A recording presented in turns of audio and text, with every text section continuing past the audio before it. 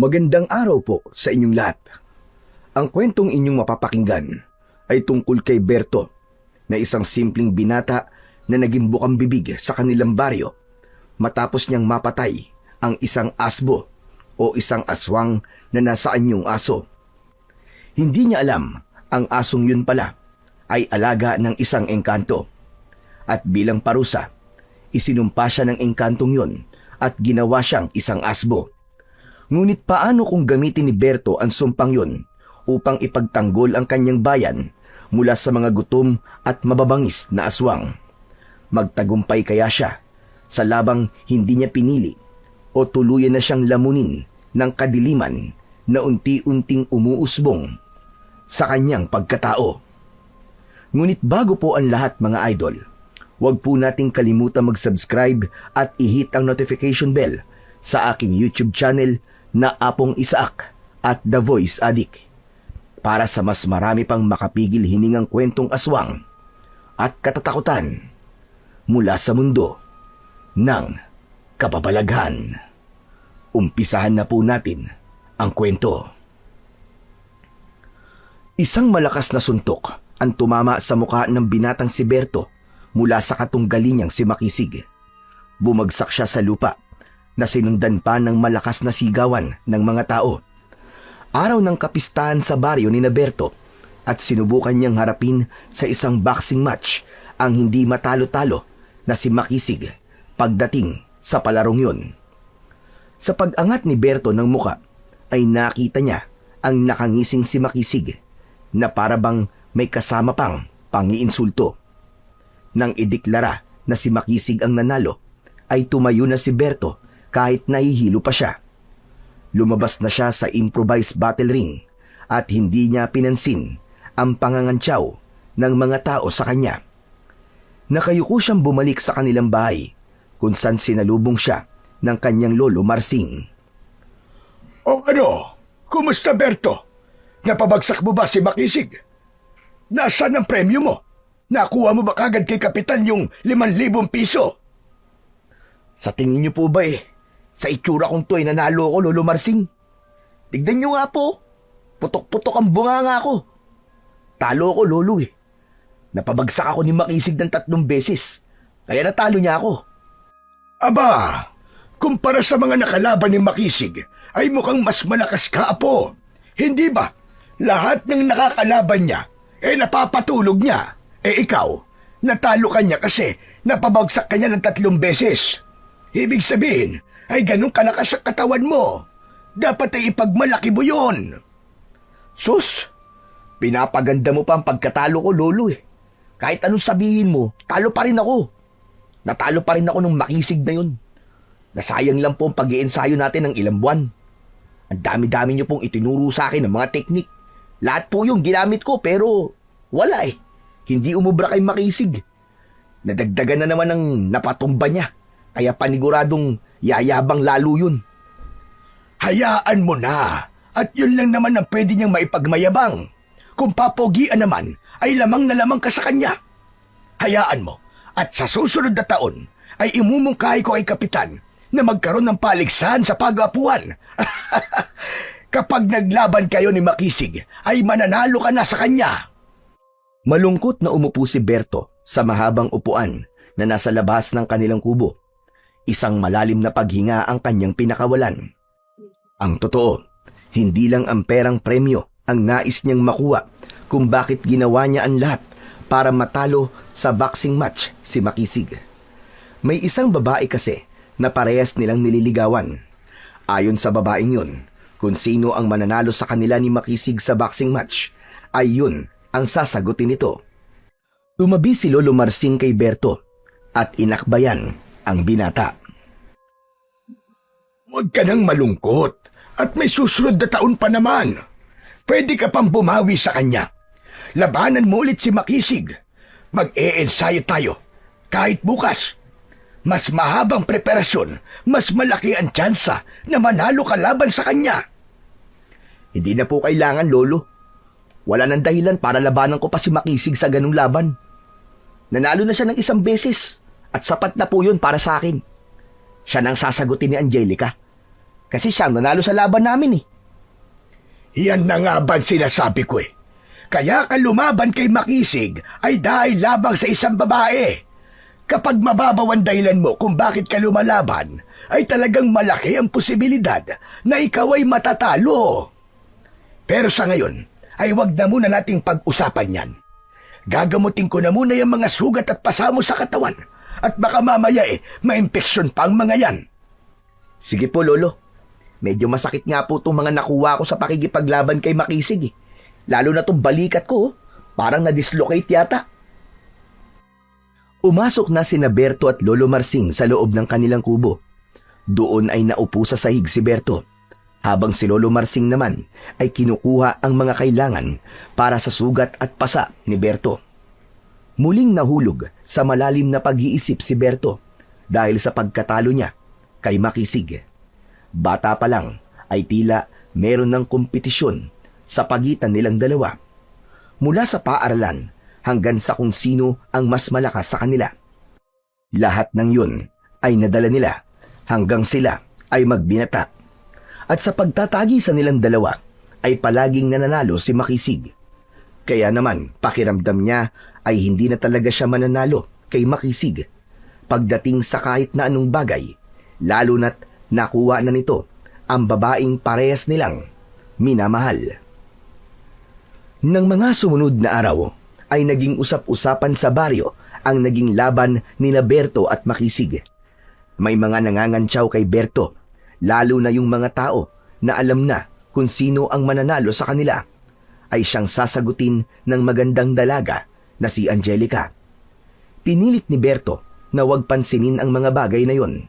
Nag-focus na lamang siya sa pagtatrabaho bilang hardinero sa isang mayamang pamilya sa baryo nila, kasama ang kanyang Lolo Marsing. Ngunit kung naiwasan niya ang mga sinasabi ng mga tao, ay hindi naman niya nagawang iwasan si Makisig. Isang hapon, naglalakad siya pauwi mula sa pagkuha ng panggatong sa gubat, nang may narinig siya na ugong ng isang motorsiklo. Napalingon siya sa likod at hindi siya makapaniwala nang makita niya si Makisig na nakasakay sa isang bagong motorsiklo. Huminto si Makisig sa tabi ni Berto at mayabang siyang tinignan. O ano? Kumusta na ang talunan? Natanggap mo na ba na wala ka talagang laban sa akin pagdating sa suntukan, ha, Berto? Panalo ka na, Makisig. Ano pa bang gusto mo? Gusto ko lang naman malaman mo na dinagdagan ni Kapitan ng premyo ko sa pagkakapanalo ko sa match natin. Kasi ang galing ng ipinakita kong laban. Kaya nadagdagan yung pang-down ko sa motorsiklo. Tignan mo, nakabili na ako nito. Ang astig, di ba? Eh di, congrats na lang sa'yo. Talaga, congrats talaga sa akin. Kasi sinagot na rin ako ni Angelica. Alam mo bang papunta ako sa bahay nila ngayon para sunduin siya? Magdi-date kami sa bayan.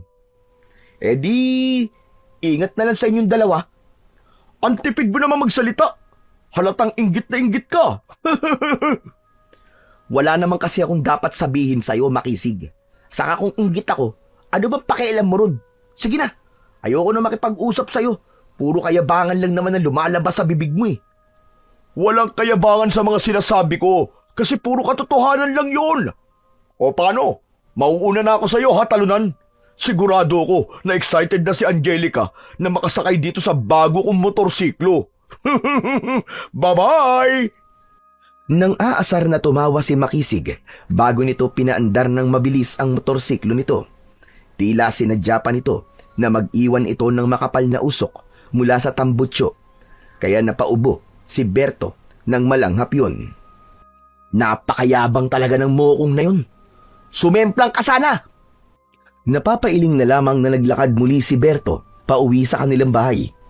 Ngunit hindi niya maitatanggi na naiinggit talaga siya kay Makisig dahil sa bago nitong motor, tapos nobya na nito ang babaeng parehas nilang nililigawan. Pagka-uwi ni Berto, ay agad niyang isinilansan sa likod ng bahay ang mga panggatong na kanyang nakuha. Inihiwalay niya ang mahahabang kahoy dahil kailangan pa niya yung putulin.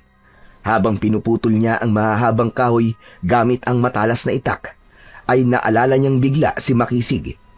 Inisip niya na si Makisig ang mga kahoy na kanyang pinuputol. Hayop ka! Ito ang dapat sa'yo! Ang dapat sa'yo, tinataga ng pinong-pino! Habang naglalabas ng inis si Berto, ay biglang dumating si Lolo Marsing na may daladalang bigas na nakalagay sa isang plastic bag. O Berto, ano ba yung ginagawa mo sa panggatong? Kulang na lang pinuhin mo ang mga yan Pasensya ka na, Lolo Naglalabas lang ako ng inis ko Ay nako, si Makisig na naman yan no? Sino pa nga ba? Wala nang iba, Lo. Si Makisig lang naman ang nakahuli ng pika ko Bakit ba? Ano na naman bang ginawa sa'yo ng Makisig na yun? Paano ba naman? Ibinida niya sa akin yung bago niyang motorsiklo kanina. Pagkayabang-yabang. Sinabi pa niya na sinagot na raw siya ni Angelica. Ay nako, nanggigigil talaga ako sa siraulong yun, Lolo. Pabayaan mo na lamang siya. At mukhang ganun talaga siya Doon siya masaya. Ang isipin mo na lang ay nakakapagpasaya ka ng tao. Baka kasi malungkot talaga siya at sa'yo niya yun inilalabas. Alam mo, Lo, kapag talaga ako napuno, masusuntok ko na lang yung bigla sa mukha kahit wala kami sa boxing ring Yan ang wag na wag mong gagawin na po. Hindi sagot ang karahasan sa kahit na anong problema. Oo nga pala, narinig mo na ba ang kumakalat na kwento dito sa baryo natin ngayon? Bakit, Lo? May latest chismis na naman po ba? May asawa na naman bang nahuli ng misis niya na may kabit? Sana nga ganun lang ang chismis na kumakalat ngayon dito sa ating baryo. Pero hindi ito basta-bastang chismis lang, Berto. Totoong nangyayari ito. Ano po ba yun, Lo? Parang kinakabahan naman po ako dyan sa sasabihin nyo. Yung mga alagang baboy ni Roberto, pinatay. Pagkagising daw niya kaninang umaga, ay patay na ang lahat ng baboy niya. Abay, nung makita niya, wakwak ang tiyan at nagkalat ang laman loob sa sahig. Baka adik lang po may gawa nun. O kaya baka meron siyang kagalit tapos, ayun, gumanti sa kanya. Pinatay ang mga baboy niya. Hindi natin alam, Apo. Ngunit ito pa matindi, makinig ka. May nakita sila na bakas ng paa ng tao at aso sa paligid ng kulungan ng baboy ni Roberto. Ibig pong sabihin, adik na may kasamang aso ang pumatay sa mga baboy niya? Hindi. Ang hinala nila, aswang. Isang aswang na kayang mag-anyong aso. Ang tawag sa ganung aswang ay asbo. Ano po, Lo? Asbo? Oo, Apo. Isa yung aswang na nasa anyong aso. Malaki sila at kulay itim. At kulay pula na parang nagbabaga ang kanilang mga mata. Napailing si Berto habang tumatawa ng mahina. Ipinagpatuloy niya ang kanyang ginagawa. Teka, Lo, parang ang hirap naman pong paniwalaan yan. Asong aswang? Aba, parang wala naman pong ganun Kung ayaw mong maniwala, di wag. Basta mag-iingat ka, Apo, at huwag ka nang lumabas kapag gabi na. Hindi natin alam kung nandito pa ba yung asbo na yun sa ating baryo. Hindi na lang sinagot ni Berto ang sinabi ni Lolo Marsing. Para sa kanya ay walang katotohanan na may aswang sa kanilang baryo. Sa lugar na yun siya ipinanganak at nagbinata. At kahit kailan ay wala siyang nakitang aswang. Kaya kahit naniniwala siya sa ganung nilalang, para sa kanya ay imposibleng magkaroon ng aswang sa kanilang baryo. Naniniwala din siya na kung hahayaan niyang maniwala siya na may aswang sa lugar nila, ay malilimitahan lang nun ang mga bagay na kaya niyang gawin dahil sa takot. Ngunit sa paglipas ng mga araw, ay unti-unting nabali ang hindi paniniwala ni Berto na may aswang sa kanilang baryo. Tuwing umaga, ay may mga tao na nagkikwento tungkol sa alagang hayop nila na natagpuang pinatay.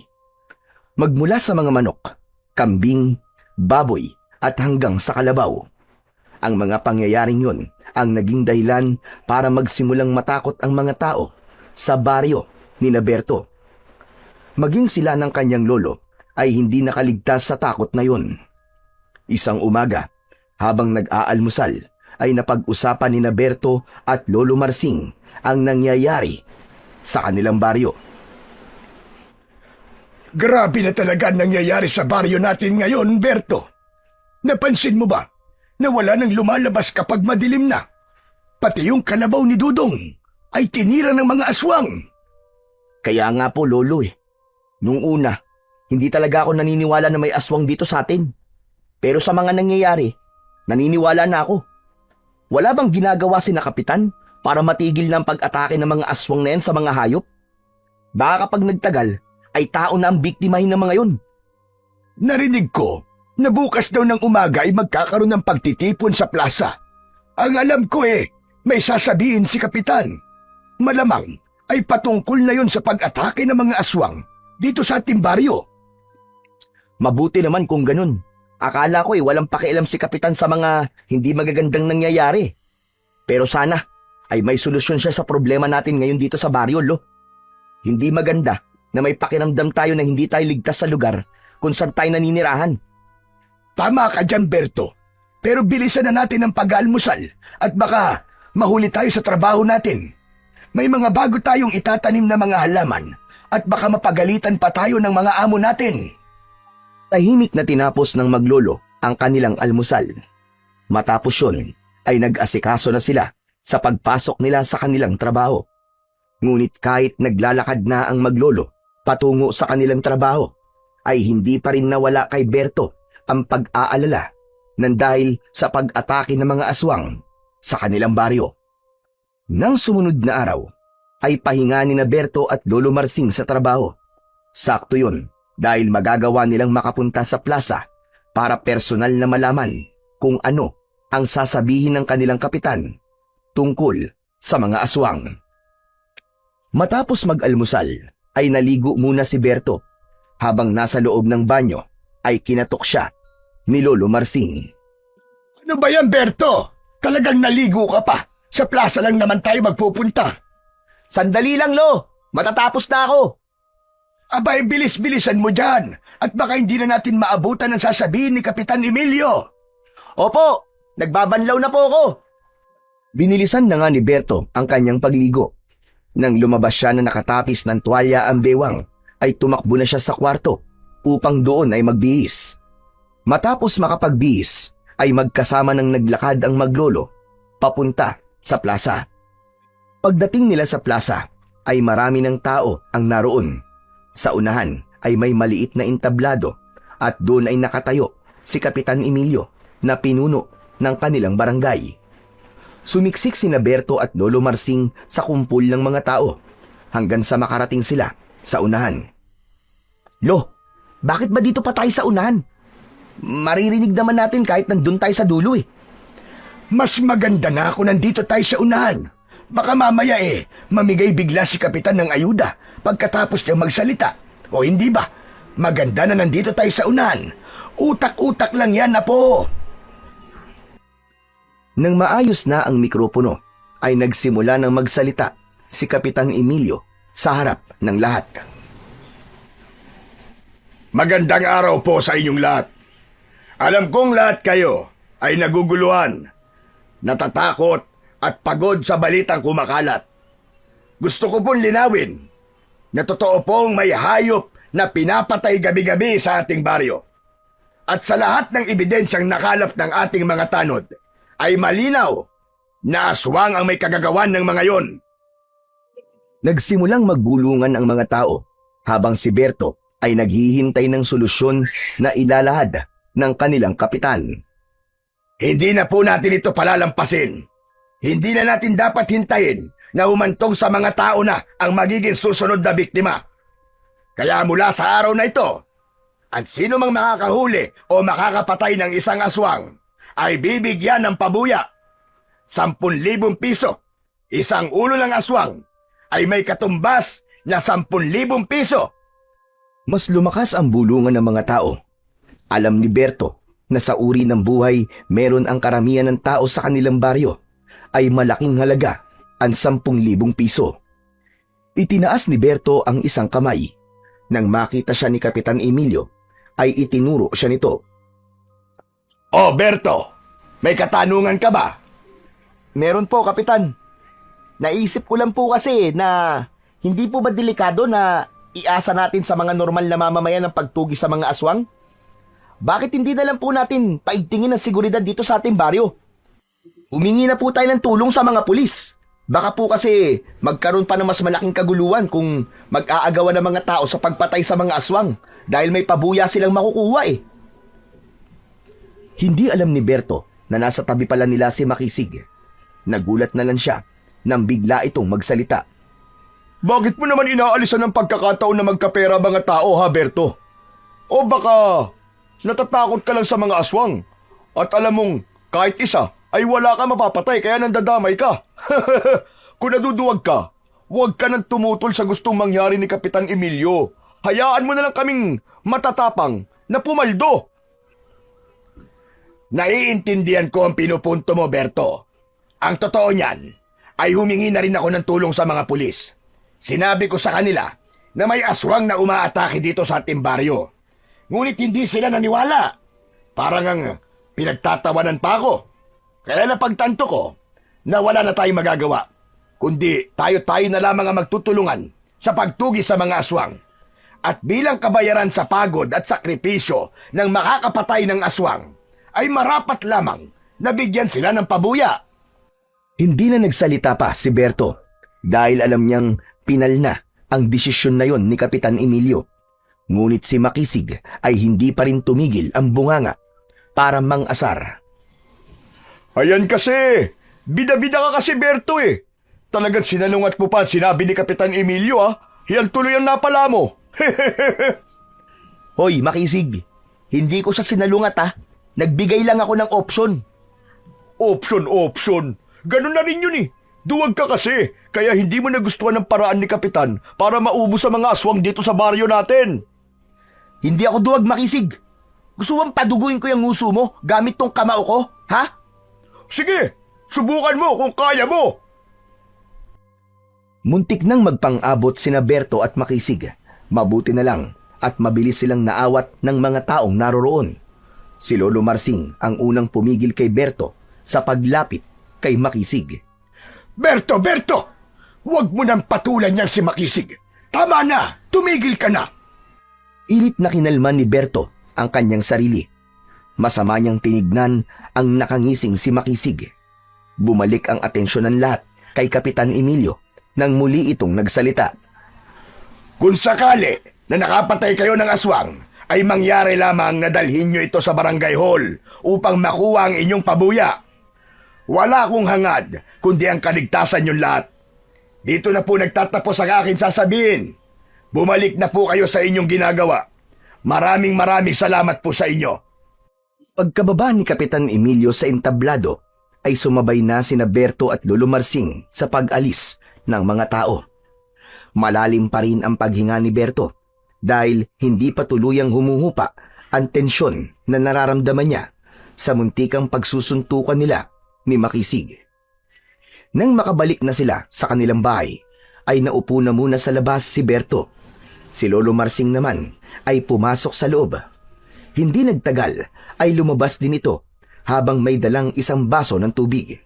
Iniabot nito yun kay Berto. Oh, uminom ka na muna para kumalma ka. Abay nanginginig ka pa rin. Kaya nga po eh. Salamat po, Lolo Tinanggap ni Berto ang tubig at mabilis yung inubos. Berto, ayoko nang maulit ang nangyari kanina sa plaza. Ilang beses na kitang pinagsabihan na huwag mong papatulan si Makisig. Nakita mo na ang nangyari. Abe, muntik kayong magpang-abot. Nakakahiya naman sa mga tao at kay Kapitan Emilio. Pasensya na po, Lolo. Pero nakita niyo naman po kasi si Makisig. Siya po ang nauna eh. Nagbigay lang naman ako ng opinyon ko. Pero ang dami niya na kagad nasabi. Alam ko yun, Apo. Ngunit tatagan mo pa ang pagtitimpi mo sa kanya. Habaan mo ang PC mo. Ikaw na lang ang umiwas dahil mas malawak ang pangunawa mo kaysa sa kanya. Pasensya na po talaga, Lolo Hayaan niyo po sa susunod. Hindi ko na po papansinin ng damuho na yun kahit na ano pang sabihin niya. O siya, aasahan ko yan, Apo. Ayoko nang may maririnig ako na nakikipag-away ka sa kanya. Teka, maiba ko. Sang-ayon ako sa sinabi mo kanina kay Kapitan. Hindi talaga solusyon na iasa sa mga tao ang pagpatay sa mga aswang. May mga tao na eksperto pagdating sa pagtugis sa mga ganong uri ng nilalang. At ang 10,000 piso ay hindi sapat kapag may nangyaring hindi maganda sa mga susubok na tugisin ng mga aswang na nandito sa ating baryo. Lubang nakakatakot ang mga nilalang na yon. Kaya nga po, Lu, baka nga po ang mga tao pang mag-away-away sa pag-aagawan sa pagpatay sa mga aswang. Dahil sa perang pabuya, malaking halaga po ang 10,000 piso. Ngayon pa lang po nakikita ko ng kaguluhan dulot ng solusyon na sinabi ni Kapitan Emilio. Umasa na lang tayo na mali tayo ng inaakala. Sana nga ay tama si Kapitan Emilio. Sana nga ay yun ang talagang solusyon para bumalik na sa normal ang mga buhay nating lahat dito sa baryo. Napailing na lamang si Berto habang nakatingin sa kawalan. Wala siyang ibang hiling ng mga sandaling yun, kundi ang kapayapaan at kaligtasan ng lahat ng tao sa kanilang baryo. Sinabi niya sa sarili na kung matapang lang sana siya, ay paniguradong isa siya sa mga taong tutugis sa mga aswang, kahit walang kapalit na pera. Simula nang ipahayag ni Kapitan Emilio ang pabuya sa bawat ulo ng aswang, ay gabi-gabi na ang paglabas ng ilang kalalakian upang tumugis ng mga aswang. Lahat ay naging mapagmatsyag sa paligid at naging uhaw sa pagpatay sa aswang dahil sa pabuyang 10,000 piso. Nalaman ni Berto na may mga pamilya na ang nasisira dahil sa ganid na paghahangad sa gantimpala. May mga magkaibigang nagkaalitan, magkakapitbahay na nagsususpetsahan ang isang insidente pa nga ng 2 grupo na parehong nakapatay sa isang aswang at nagsuntukan dahil sa pagtatalo kung sino ang dapat na bayaran. Habang kumakain ng hapunan, ay napag-usapan ni Berto at Lolo Marsing ang mga bagong kaganapan sa kanilang baryo. Berto, narinig mo na ba yung usap-usapan ngayon dito sa atin? Kagabi raw ay may nakitang aswang malapit dun sa may ilog. 2 grupo nakita dun sa aswang. Kaya imbis na unahin ng pagtugis sa aswang, ay nagtalo pa ang 2 grupo kung sino ang dapat na pumatay dun sa aswang. Kaya ang nangyari tuloy, nakatakas yung aswang. Yan na nga ba sinasabi natin, Lolo? Mas lalong nagkagulo dahil sa pabuya ni Kapitan. Imbis na magkaisa ang mga tao, ayan, nagkakawatak-watak tayo. Hindi na lang mga aswang ang dapat nating katakutan, kundi maging ang mga taong gagawin ang lahat para sa pera at nilamon na ng pagiging ganid. Sana po ay makita ni Kapitan Emilio nangyayari at bawiin niya ang solusyon na sinabi niya noon sa plaza. Sa tingin ko ay hindi na mangyayari yun, Berto. Sa aking palagay ay nais ng Kapitan na ipasa sa mga taong responsibilidad na protektahan ang ating baryo. Kaya wala na tayong magagawa pa roon, kundi ang maging maingat na lang. Sarili na lang natin ang ating aasahan sa ganitong sitwasyon. Pero Lolo, naisip ko lang po, paano po kung tayo naman po ang subukang biktimahin ng aswang? Narinig ko kasi sa usapan kanina sa tindahan na pinasok ng isang aswang ang bahay ni Aling Rosa. Mabuti na nga lang raw at naitaboy ng asawa niya yung aswang. Ibig sabihin po, nagsisimula ng mga aswang na biktima ng mga tao. Napatitig sa kawalan si Lolo Marsing at tila nahulog sa malalim na pag-iisip. Uminom muna ito ng tubig bago muling nagsalita. Wala tayong magagawa kundi ipagtanggol na lamang ang ating sarili, Berto, at magdasal sa Panginoon Diyos. Pero Lolo Marsing, ano naman pong alam natin sa pakikipaglaban sa mga aswang? Saka sa tingin ko wala talaga tayong laban sa kanila. Wala po ba tayong magagawa para hindi sila makapasok dito sa bahay natin? Hindi ka dapat nag-iisip ng ganyan, Berto. Kapag pinangunahan ka ng duda sa iyong sarili, ay talagang mamamatay ka kagad. Mamamatay talaga kagad, Lolo? Grabe ka naman. Yun ang katotohanan, Berto. Pero para sagutin ang tanong mo, natatandaan ko na sinabi sa akin ng nanay ko na asin daw ang mabisang pantaboy sa mga aswang.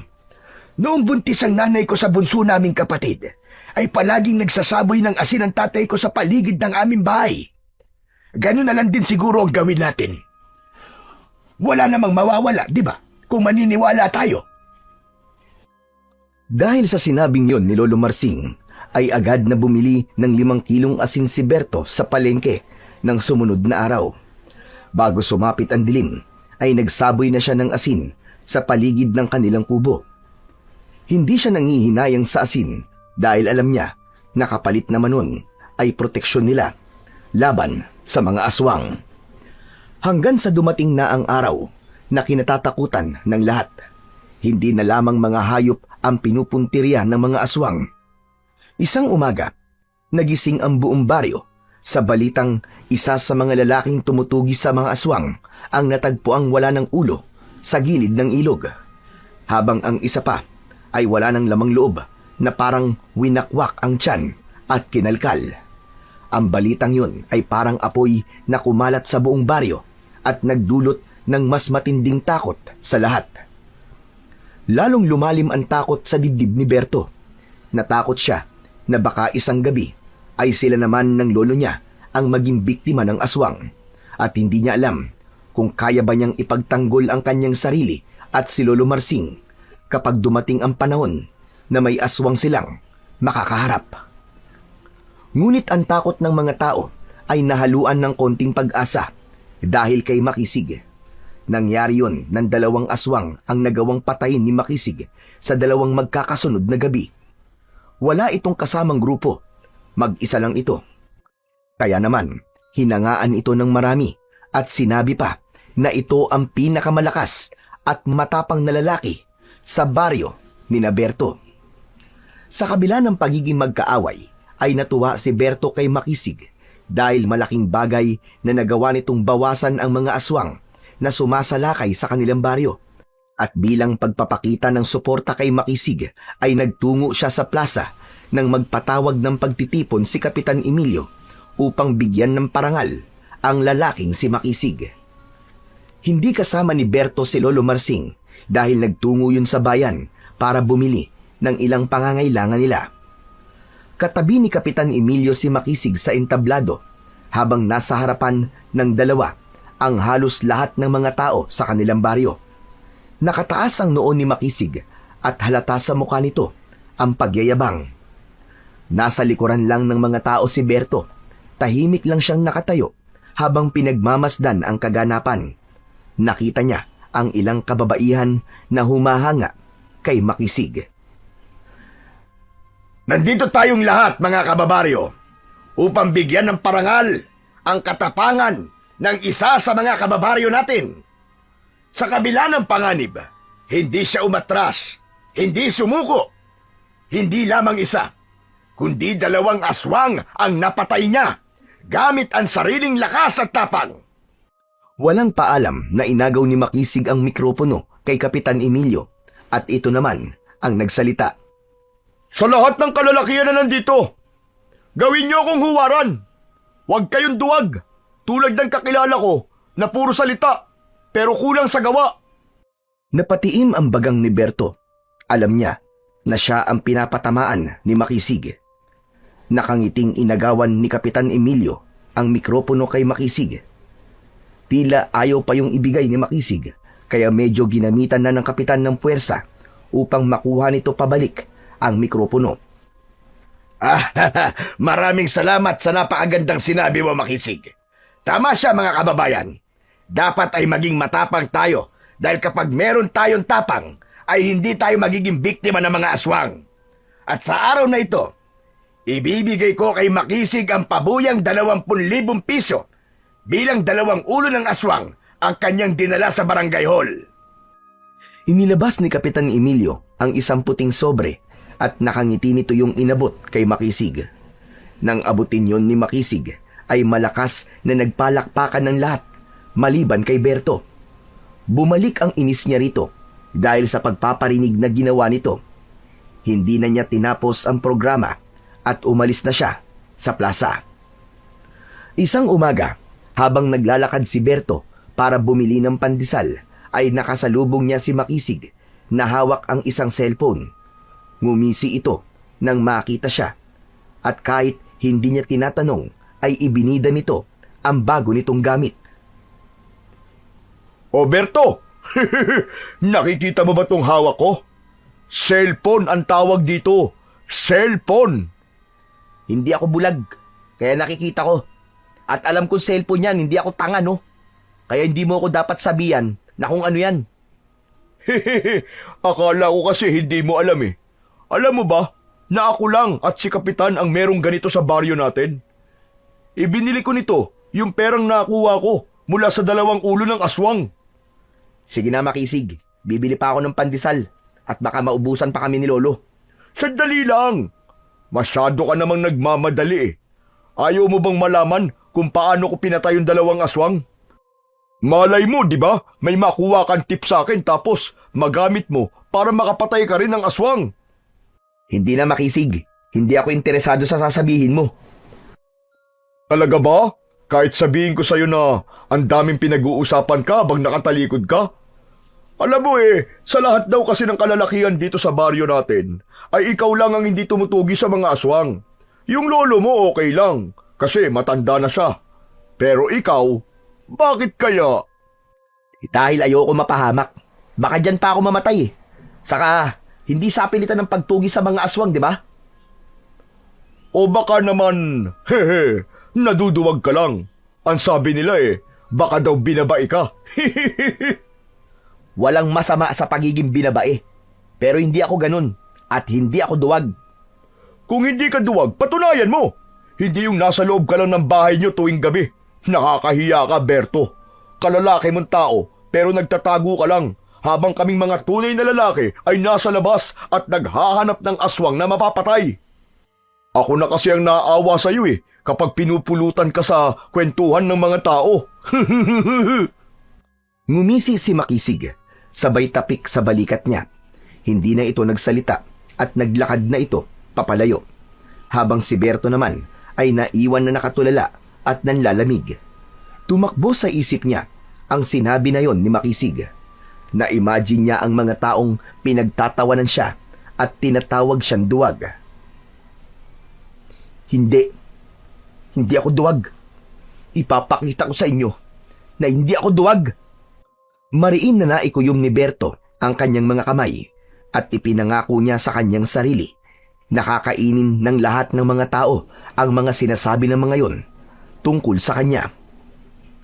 Pagsapit ng hapon, matapos ang pagtatrabaho, ay dumiretso na si Berto nang uwi sa bahay.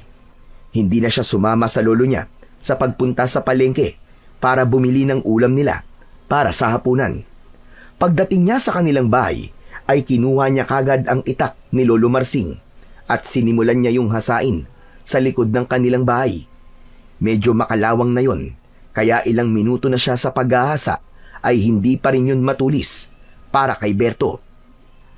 Dumating na si Lolo Marsing ay hindi pa rin tapos si Berto sa paghahasa ng itak. Nang puntahan siya ng kanyang lolo sa likod ng bahay, ay nagulat ito nang makita ang ginagawa niya. O Berto, bakit bigla mong naisip na hasain ang itak ko na yan? Baka sa mukha mo nakikita ko na parang may kaaway ka. Gigil na gigil ka sa paghahasa May paggagamitan ka ba niyan? Magsabi ka nga sa akin ang totoo. Meron, Lo. Sa mga aswang. Ano ka mo? Teka. Tama ba narinig ko? Sa mga aswang mo gagamitin yan? Opo, Lo. Sasali na po ako sa mga kalalakihan na tumutugi sa mga aswang. Ayoko na pong nasa bahay lang ako tuwing gabi at natutulog ng mahimbing. Samantalang ang ibang mga lalaki, naghahanap ng mga aswang na matutugis. Sandali lang, Apo. Anong nangyari? Bakit biglang nagbago ang isip mo? Paano, Lo? Ang sabi po kasi ni Makisig ay pinag-uusapan ako ng mga tao na duwag daw ako, na binabai daw ako. Sa lahat daw ng kalalakihan dito sa baryo natin, ay ako lang ang hindi naghahanap ng aswang na papatayin. Siyempre, Lo, maliban po sa inyong matatanda. Hindi nila inaasahan na gagawin nyo yun kasi, di ba, matanda na nga po kayo. Hay nako! Bakit ka ba nakikinig kay Makisig? Nilalason lang nun ang utak mo. Sige na, sige na. Itago mo na yung itak na yan at huwag mo nang ituloy ang pinaplano mo. Ako ang kinakabahan sa'yo eh. Lo, desidido na po ako. Hindi to dahil kay Makisig. Naisip ko rin po na dapat meron akong silbi dito sa baryo natin. Kailangan may gawin ako sa problema na kinakaharap nating lahat. Kailangan kong ipakita sa lahat ang tunay kong pagkalalaki. Apo, maraming paraan para mapatunayan mo ang pagkalalaki mo. Hindi palaging sa pakikipaglaban mo yan maipapakita. Aba, Apo, delikado ang gagawin mo, lalo na't wala kang kasanayan sa pakikipaglaban at pagtugi sa mga aswang. Lubang mapanganib yun. Pero Lo, sina Makisig at yung iba pang mga kalalakihan, wala rin po silang karanasan at nagawa nilang makapatay ng aswang, di po ba? Kung kaya po nila, sigurado po ako na kaya ko rin. Ay nako. O sige, ganito.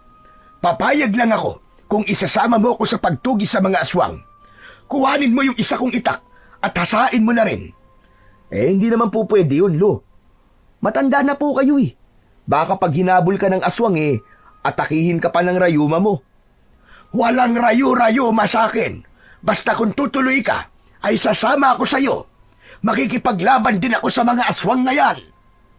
Biglang natahimik si Berto sa sinabing yun ng kanyang lolo.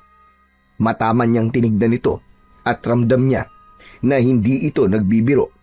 Seryoso ito, nasasama ito sa kanya sa sandaling ituloy niya ang pagtugis sa mga aswang.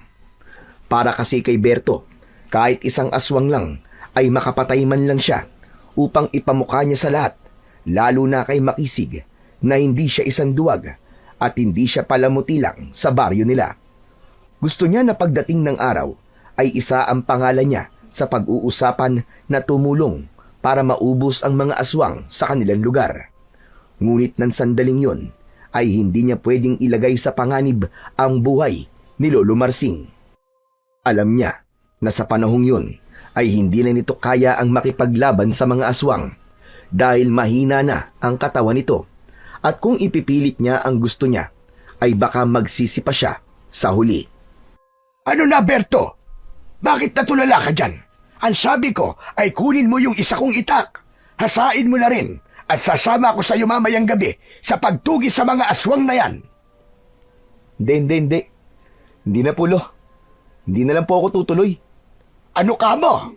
Abay, bakit? Kasi sasama po kayo eh. Ayoko pong mapahamak kayo, Lo. Baka kapag namatay kayo multuhin niyo pa ako eh. O kita mo na. Dapat pala'y tinatakot ka. Pero seryoso ako, Berto. Sa oras na ituloy mo ang plano mo na yan, ay gagawin ko rin ang sinabi ko. Kilala mo ako, Apo. Kilala mo ang lolo mo. Kapag sinabi ko, ginagawa ko talaga. Hindi na nagawang makapagsalita pa ni Berto dahil tumalikod na si Lolo Marsing. Nagtungo ito sa loob ng kanilang kubo habang siya naman ay naiwan sa loob ng bahay na mag-isa. Napabuntong hininga siya habang nakatingin sa bagong hasa na itak. Napailing siya sapagkat napagtanto niya na hindi niya na yon magagamit sa pakikipaglaban sa mga aswang. Kinagabihan, matapos ang hapunan ay naupo si Berto sa tabi ng bintana at tumingin siya sa labas. Humampas sa mukha niya ang malamig na simoy ng hangin. Maya-maya pa ay nakita niya ang mga kalalakihan na dumaan sa harap ng kanilang bahay. May dalang mga sulo at itak ang mga yon. Sinundan niya ng tingin ang mga lalaki at alam niya na naghahanap ang mga yon ng aswang. Napapitlag si Berto nang biglang magsalita si Lolo Marsing sa likod niya. Kung iniisip mong sumama sa mga lalaking yon, ay ituloy mo lang. Pero huwag kang umasa na hindi ako sasama. Alam ko naman, Lo Hindi po ako sasama sa kanila. Dito lang po ako sa bahay. Mabuti naman kung ganun. Ikaw ba hindi pa matutulog? Mamaya na po, Lo. Kakakain lang po natin Pabababain ko lang. Sabagay, masamang matulog ng busog at baka bangungutin tayo. Umupo na rin si Lolo Marsing sa tabi ni Berto at sumilip din ito sa labas. Ay nako, nakakapanibago na talaga ngayon dito sa baryo natin. Dati kapag ganitong oras ay may makikita ka pang mga batang naglalaro dyan sa labas. Naaalala tuloy kita nung bata ka pa. Mas gusto mo maglaro tuwing gabi. Kahit takutin kita na kukunin ka ng aswang, ay hindi ka natatakot. Paano, Lo? Hindi naman po kasi ako naniniwala na may aswang po dito sa baryo natin eh. Saka mas maganda po kasing maglaro ng tagu-taguan kapag gabi. Kawawa po talaga yung taya kasi hirap na hirap siyang maghanap. Sana ay habang buhay ka na lang palang naging bata, iho. Gusto ko kasi yung naaalagaan kita, yung pinapaliguan kita at binibihisan. Napangiti si Berto sa sinabing yun ni Lolo Marsing. Hindi ko po alam kung nakapagpasalamat na po ako sa inyo, Lo. Pero Lo, maraming salamat po Kasi kayo na po ang tumayong nanay at tatay sa akin. Simula po nang mamatay ang mga magulang ko. Siyempre naman, hindi kita pwedeng pabayaan, ano? Ikaw ang nag-iisa kong apo. Wala akong inisip noon, kundi ang mapalaki ka ng maayos. At sa tingin ko naman hindi naman ako nabigo. Ano ba yan, Lo? Bakit ganito po ang usapan natin? Baka mamaya niyan magkaiyakan pa tayong dalawa dito Sinabi mo pa. O paano? Hihiga na ako. Magpapaantok-antok na ako. Sige po, Lo. Dito lang po ako. Huwag kang tatakas Kapag nagising ako at wala ka, lalabas ako at hahanapin talaga kita.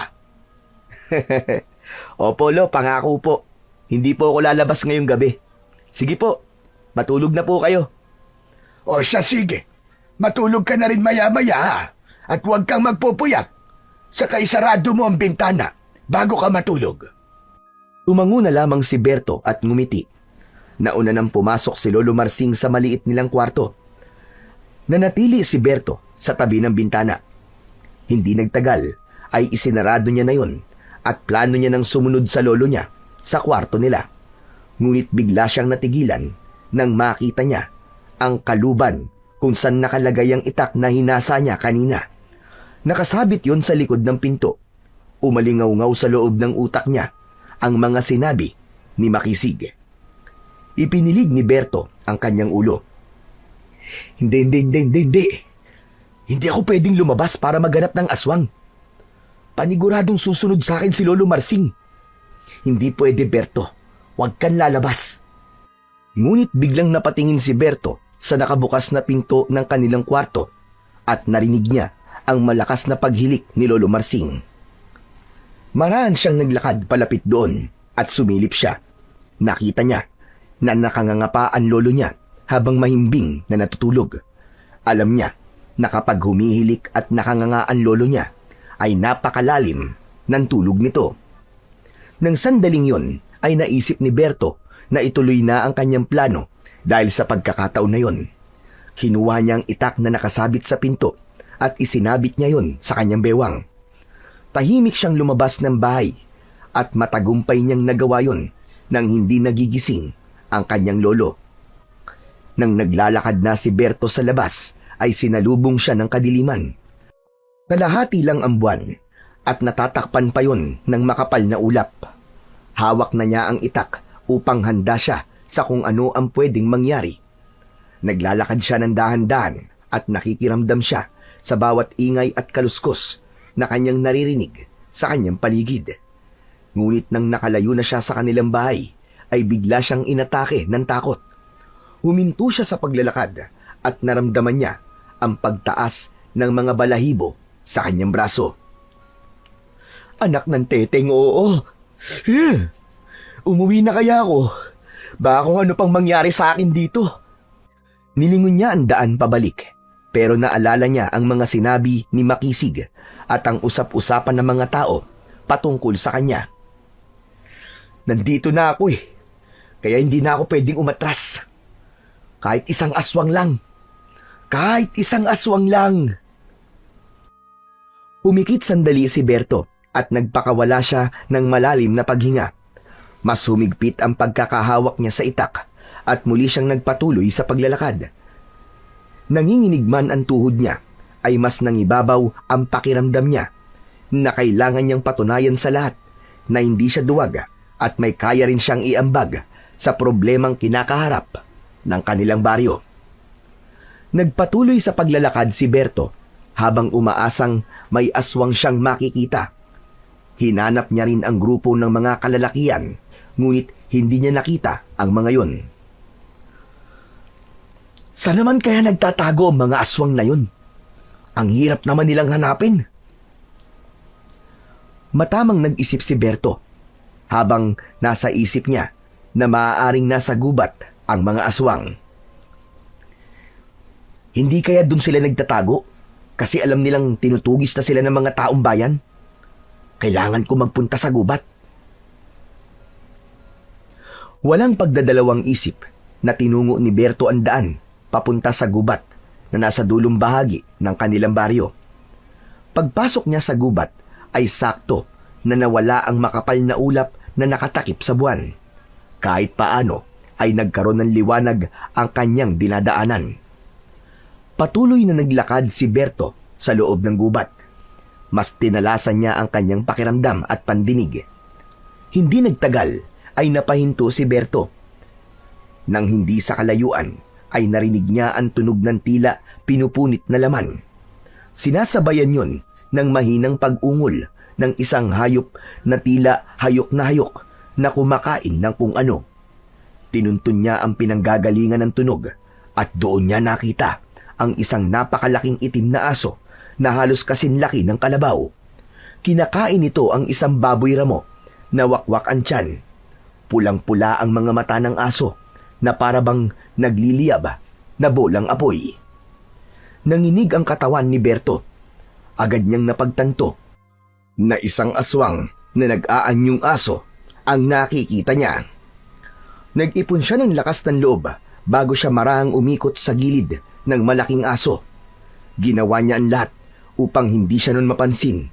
Ngunit sa kasamaang palad ay isang tuyong sanga ang natapakan niya. Tumigil sa pagkain ng aso. Lumingon ito papunta kay Berto at abot langit ang kilabot na lumukob sa kanya nang magtama ang kanilang mga mata. Tumayo ng tuwid ang malaking aso at doon niya nakita ang mga kuko nito sa paa na parang mga kutsilyo. Hindi ako natatakot sa'yo! Hindi ako natatakot sa'yo! Malakas na sumigaw si Berto at sinugod niya ang malaking aso. Ngunit laking pagtataka niya na para bang walang balak na umatake ang aso sa kanya. Tinaga niya ito sa leeg pero parang hindi tumalab ang talim ng itak. Muling umatake si Berto at tinaga niya ulit ang aso sa batok. Doon na bumaon ang itak sa aso. Tumalsik ang dugo nito at isang malakas na ungol ang pinakawalan ng malaking aso.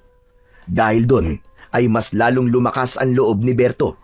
Paulit-ulit niyang tinaga ang aso sa ibang parte ng katawan nito. Sinaksak niya ito ng sinaksak at sa bawat pag-atake niya ay sinasabayan ng pagdaing ng aso. Hindi nagtagal ay bumagsak na ang aso sa lupa. Tadtad na ito ng sugat at naliligo na sa sarili nitong dugo. Hindi makapaniwala si Berto na ganun niya kadaling napatay ang asbo. Nanginginig pa rin siya habang nakatitig sa aso na unti-unti nang binabawian ng buhay. Nang tuluyan ng nalagutan ng hininga ang malaking aso, ay nilapitan niyo ni Berto at paulit-ulit niyang tinaga ang leeg nun hanggang sa humiwalay na ang ulo ng aso sa katawan nito. Dinampot ni Berto ang putol na ulo ng inakala niyang asbo at hindi makapaniwalang pinakatitigan niya yon. Totoo ba to? Nakapatay ba talaga ako ng aswang? Sumilay ang ngiti sa labi ni Berto hanggang sa tuluyan na siyang napahalakhak. Totoo nga! Nakapatay ako ng aswang! Humanda ka ngayon sa akin, Makisig. Hindi ka na makakapagyabang sa akin ngayon. Matapos yun ay nagsimula ng maglakad si Berto palabas ng gubat habang bitbit ang ulo ng asbo. Magaan ang pakiramdam niya at hindi na siya makapaghintay na makita ang reaksyon ng mga tao, lalo na si Makisig kapag nalaman ng mga yon na may aswang siyang napatay. Ngunit nang nasa bungad na si Berto palabas ng gubat, ay napahinto siya nang makita niya ang bulto ng isang tao na palapit. Agad niya yung nakilala, kaya kinabahan siya. Nang tuluyan na yung nakalapit sa kanya, ay nakumpirma niya na si Lolo Marsing yun. Ang galit sa mukha ng matanda ay napalitan ng gulat nang makita nito ang hawak ni Berto. Diyos ko po! Ano yung hawak mo, Apo? Bakit ka pumatay ng aso? Lo, hindi po to aso. Ito po yung sinasabi nyo na asbo. Yung aswang na parang aso. Tignan nyo pong mabuti. Lumapit si Lolo Marsing. Tinignan nito ng malapitan ang pugot na ulo ng asbo na hawak ni Berto. Tama ka nga. Isa nga yung asbo. Malinaw na malinaw. Pero mas malinaw na sinuway mo ako, Berto. Hindi ka tumupad sa usapan natin. Mabuti na lamang at nagising ako, kaya nalaman kong wala ka sa bahay. Lolo naman, huwag na po kayo magalit sa akin. Ang importante po ay buhay ako. Nakabalik ako ng ligtas. At kahit galos wala akong nakuha nang patayin ko ang aswang na to. Saka, una't huling beses ko na po itong gagawin, Lo. Gusto ko lang po talagang patunayan na hindi ako duwag at kaya ko rin pumatay ng aswang. Sabi ko na nga ba, at hindi ka pa rin nakinig sa akin. Pero sige, hindi bale. Ang mahalaga nakabalik ka rito at hindi ka nasaktan. Masaya man ako na nakapatay ka ng aswang, ay napatunayan ko na matigas pa rin talaga ang ulo mo hanggang ngayon, Berto. Sorry na, Lo. Sorry na po. Para makabawi po ako sa inyo, Lo, ibibigay ko po sa inyo ng buo yung 10,000 na makukuha natin bukas kay Kapitan Emilio. Aba kung ganyan ang usapan ay walang problema. Maghanap ka pa ngayon ng aswang at baka may mapatay ka pa. Lolo naman Nagbibiro lamang ako. Tara na, umuwi na tayo. At bukas ay sasamahan kita kay Kapitan sa pagdadala niyang ulo ng asbo doon sa barangay hall. May kasiyahan sa puso na naglakad si Berto kasama si Lolo Marsing pauwi sa kanilang bahay. Alam niya na bukas ay magbabago na ang tingin ng lahat sa kanya at sigurado siya na mapapahiya ang mga taong nagsasabi na isa siyang duwag. Kinabukasan ng umaga, matapos mag-almusal, ay tinalian ni Berto ng lubid ang pugot na ulo ng asbo. Bitbit yun ay sinamahan siya ni Lolo Marsing patungo sa barangay hall. Sa daan ay pinagtitinginan ng mga tao si Berto. May mga nagbubulungan at hindi makapaniwala sa kanyang dala. Hanggang sa nakasalubong nila si Makisig na nakasakay sa motorsiklo. Napahinto ito at agad na lumapit kina Berto at Lolo Marsing. Ano yan dala mo, Berto? Napakalaking ulo naman yan ng aso. Hindi ito aso, Makisig. Ulo to ng asbo. Ano? Asbo? Yung aswang na aso? Huwag mong sabihin na ikaw ang nakapatay dyan. Ano pa nga ba? Kagabi ko lang to napatay sa gubat. Ni hindi nga ako pinagpawisan At mag-isa ko lang na ginawa yun Ang astig, di ba? Mag-isa? Hindi ako naniniwala. Sigurado ako na may tumulong sa'yo. Bakit ba ayaw mo maniwala na mag-isang pinatay ni Berto ang aswang na yan, Makisig? Dahil ba mababa ang tingin mo sa apo ko, ganun ba? Alam mo, Makisig, tanggapin mo na lang na lahat ng nagagawa mo ay kaya rin niyang gawin. At ng iba pang mga nandito sa ating baryo, ang kailangan lang nila ay lakas ng loob at paniniwala sa sarili. Ano bang pinagsasasabi mo, tanda? Wala akong pakialam kahit ilan daang aswang pa mapatay ni Berto. Para sa akin, isa pa rin siyang duwag. Malamang, ganun ang pagpapalaki niyo sa kanya. Hoy, Makisig! Huwag mong pinagsasalita ng ganyan ng lolo ko, Ako, pwede mong kausapin ng pabalang. Pero kapag si lolo na, ibang usapan na yon. Baka ipakain ko sa itong ulo ng asbo. Apo, tara na. Huwag na nating kausapin ang taong yan. At masisira lamang ang araw natin. Matalim na tinignan ni Berto si Makisig bago sila muling naglakad ni Lolo Marsing. Alam niya, hindi lang kayang aminin ni Makisig sa sarili nito na nagkamali ito ng akala sa kanya, kaya hindi ito makapaniwala na kaya niyang pumatay ng aswang nang walang tulong ng iba. Nang makarating sina Berto at Lolo Marsing sa barangay hall, ay agad nilang isinuko kay Kapitan Emilio ang ulo ng asbo. Maging ito ay hindi rin makapaniwala sa ginawa ni Berto. Ganun pa man, ay ibinigay pa rin ito ang 10,000 piso na masaya namang tinanggap ni Berto. Hindi na sila nagtagal doon at naglakad na sila pabalik sa kanilang tahanan dahil kailangan pa nilang pumasok sa kanilang trabaho.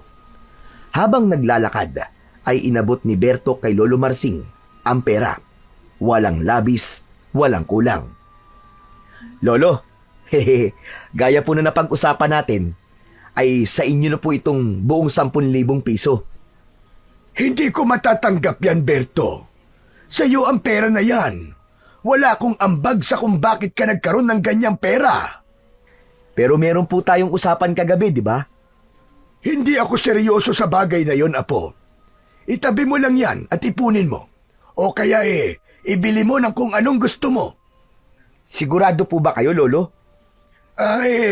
Pahingi na lang ako ng 1,000. Pambili ng sigarilyo at pagkain na masarap. Kinuha ni Lolo Marsing ang 1,000 piso at isinilid sa bulsa ng pantalon nito. Sigarilyo na naman kayo, Lolo. Di ba sabi ko po sa inyo, tigilan nyo na po ang paninigarilyo? Hayaan mo na ako sa mga bagay na makapagpapasaya sa akin. Kasi malapit naman na ako mamatay. Mas mapapadali po ang buhay nyo kung patuloy po kayo maninigarilyo. Tsaka wag po kayo nagsasalita ng ganun. Sinabi naman na hayaan mo na lang ako sa bisyo ko Ay nako, tayo nga'y magmadali at baka mapagalitan na naman tayo ng mga amo natin. Kasi huli na naman tayo. Nagmamadali na ang dalawa sa paglalakad. Kahit paano ay masaya si Berto sa perang nakuha niya mula sa ginawa niyang pagpatay sa aswang. Malaking bagay na yon para sa kanila ng kanyang lolo at maaari nila yung gamitin sa pagpapaayos ng ilang sira sa kanilang kubo. Nang makarating na sina Berto sa kanilang bahay, ay napakunot-noo siya nang may isang lalaki ang nakatayo sa labas ng kubo nila. Maputi ang balat ng lalaki at sa tansya niya ay nasa edad 30 anyos na yun. Maamo ang mukha nito at ang kulay tanso nitong buhok ay makapal at alon-alon. Matangkad ang lalaki at may magandang tindig. Hindi alam ni Berto pero bigla siyang kinabahan, lalo na't sa kanya nakatutok ang mga mata ng lalaking yun. Lumapit sina Berto at Lolo Marsing sa lalaki. Magandang umaga. Sino ka, tanong kailangan mo? Ang aking pangalan ay Asul. Hinahanap ko ang binatang nagngangalang Berto. Sa aking pagtatanong, ay dito ko'y tinuro ng mga tao. Ako si Berto. Ano pong kailangan niyo sa akin? Humakbang si Asul, palapit kay Berto, at tinitigan siya nito ng diretso sa kanyang mga mata. Nais niyang alisin ang tingin niya sa lalaki, ngunit tila may kung anong puwersang pumigil sa kanya para gawin yon. Nakita niya rin ang mabilis na pagbuka ng bibig ni Asul na parang meron itong sinasabi na hindi niya naririnig. Biglang sumakit ang ulo ni Berto, napaatras siya at muntik pa siyang matumba. Mabuti na lang at nasalo siya ni Lolo Marsing. Oh, ayos ka lang ba, Berto? Ano nangyari sa'yo? Hindi ko nga po alam, Lolo. Bigla na lang po sumakit ang ulo ko. Nang tumingin ang maglolo kay Asul, ay napayakap sila sa isa't isa dahil wala na roon ang lalaki. Tila isa yung bula na naglaho sa hangin. Imposible na umalis si Asul nang hindi nila nakita, lalo na't nasa harapan lang nila yon kanina. Diyos ko po, sana napunta yung lalaking yun. Bakit ang bilis naman niyang nawala? Hindi ko po alam, Lo. Hindi po kaya maligno yung lalaking yun? Mabagin langit. Protektahan mo po kami sa masamang espiritu o elemento kung ano man na nakausap namin kanina. Pati buhok sa akin singit ay nagtataasan dahil sa sobrang kilabot. Nahihintakutang pumasok sa bahay sina Berto at Lolo Marsing. Nag-alay sila ng mabilis na panalangin sa kanilang altar bago sila muling lumabas para pumasok sa kanilang trabaho. Hanggang sa oras ng trabaho ay pinag-usapan pa rin ng dalawa ang tungkol kay Azul at ang hiwaga kung bakit yun mabilis na nawala sa kanilang harapan. Kinagabihan, habang mahimbing na natutulog si Berto, ay bigla siyang nagising. Naramdaman niya ang labis na panunuyo ng kanyang lalamunan, kaya tumakbo siya sa kusina upang uminom ng tubig. Ngunit kahit isang pitsil na ng tubig ang kanyang naiinom, ay hindi pa rin mawala-wala ang kanyang pagkauhaw. Bukod pa ron, ay init siya na para siyang sinisilaban ng apoy. Naisip niya na maligo. Nagmamadali siyang lumabas at nagpunta sa likod ng bahay kung saan naroon ang balon. Umigib siya ng tubig sa balon. Hinubad niya ang lahat ng kanyang suot at saka ibinuhos ang isang timbang tubig sa kanyang ulo. Ngunit tila mas lalong tumindi ang init na nararamdaman niya. Biglang sumakit ang ulo ni Berto at ang pandinig niya ay tumalim. Dinig na dinig niya ang lahat ng maliliit na tunog sa kanyang paligid, hanggang sa ang buong katawan na niya ang sumakit. Napaluhod siya at nagsimulang umusli ang mga ugat sa kanyang braso. Umalon ng maraan ang kanyang balat na parabang may kung anong bagay ang lalabas doon. Impit siyang napasigaw nang marinig niya ang langit-ngit ng kanyang mga buto.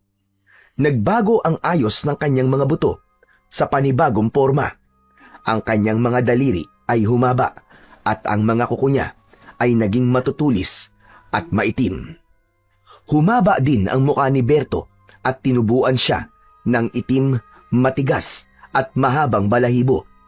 Kasunod nun ay naging kulay pula ang kanyang mga mata na mistulang nagbabagang bolang apoy.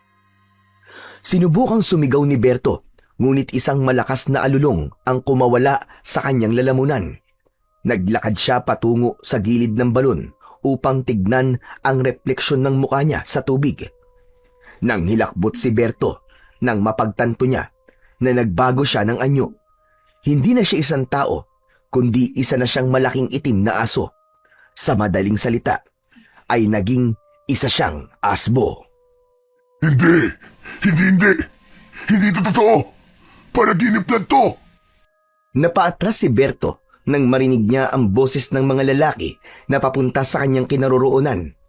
Narinig niya na sinabi ng isa na mukhang may aswang sa bahay ni Lolo Marsing dahil may narinig itong alulong mula roon. Labis na kinabahan si Berto nang makita niya ang papalapit na mga lalaki na may dalang sulo ng apoy. Diyos ko, hindi na ito isang panaginip. Totoo na to. Pero hindi ako pwedeng makita ng mga tao. Papatayin nila ako sigurado. Mabilis na nag-isip si Berto. Ang tanging lugar na naisip niya na pwede niyang pagtaguan ay ang kagubatan. Mula sa likod ng kanilang bahay ay pinasok niya ang mataas na talahiban. Tumakbo siya gamit ang kanyang 4 na paa hanggang sa tuluyan na siyang nakarating sa gitna ng gubat. Hindi huminto si Berto sa pagtakbo at hindi rin huminto ang utak niya sa pag-iisip kung bakit siya naging isang asbo.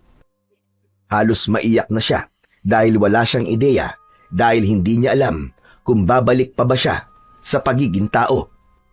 Sa pagtakbo ni Berto ay nakarinig siya ng kaluskos sa kung saan. Napahinto siya at ginamit niya ang talas ng kanyang pang-amoy. May naamoy siyang mabango na maihahalin tulad sa bulaklak na sampagita. Sinundan niya ang amoy at nagulat siya nang nakita niya ang lalaki na nagpunta sa bahay nila na si Azul. Ngunit sa pagkakataon na yon ay magara na ang kasuotan nito. Kulay ginto ang telang nakabalot sa katawan nito at kahit walang malakas na hangin ay gumagalaw ang laylayan ng kasuotan nito. Nagustuhan mo ba ang bago mong anyo, Berto? Ano? Paano mo nalaman na ako to? Teka, may kinalaban ka ba kung bakit naging asbo ko?